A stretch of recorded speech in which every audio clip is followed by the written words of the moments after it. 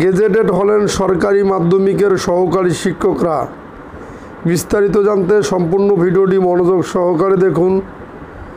সরকারি মাধ্যমিক বিদ্যালয়ের সহকারী শিক্ষকরা গেজেটেড পদমর্যাদা লাভ করেছেন। গত বুধবার সরকারের অর্থ মন্ত্রণালয়ের অর্থ বিভাগ বাস্তবায়ন অনুবিভাগ থেকে এ সংক্রান্ত একটি প্রজ্ঞাপন জারি করা হয়েছে। অর্থ বিভাগের উপসচিব মোহাম্মদ গোলাম কবিরের সই করা এই প্রজ্ঞাপন উল্লেখ করা হয়েছে। এডুকেশন ডিপার্টমেন্টের 1970 সালের 17 জুলাই তারিখের স্মারক নং 832 ইডি/ইন 832 এর তফসিলে সহকারী শিক্ষক অথবা শিক্ষিকা পদ নামটি অন্তর্ভুক্ত করা হয়েছে। এর ফলে সরকারি মাধ্যমিক বিদ্যালয়ের এই পদটি এখন থেকে গেজেটেড পদ হিসাবে গণ্য হবে এবং শিক্ষকরা বর্ধিত বেতন সুবিধা পাবেন।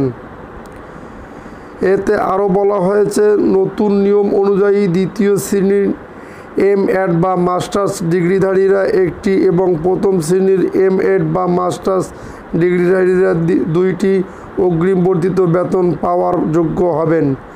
এই আদেশটি 2015 সালের 1 জুলাই থেকে কার্যকর করা হয়েছে।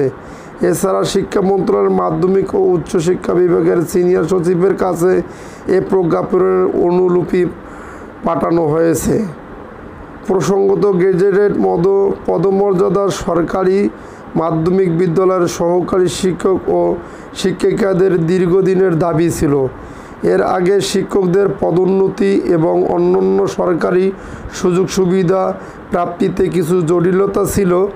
এই গেজেটেড মর্যাদা শিক্ষকদের বেতন কাঠামো ও অন্যান্য আর্থিক সুবিধাদির ক্ষেত্রেও ইতিবাচক পরিবর্তন আনবে বলে প্রত্যাশা করছেন সংশ্লিষ্টরা।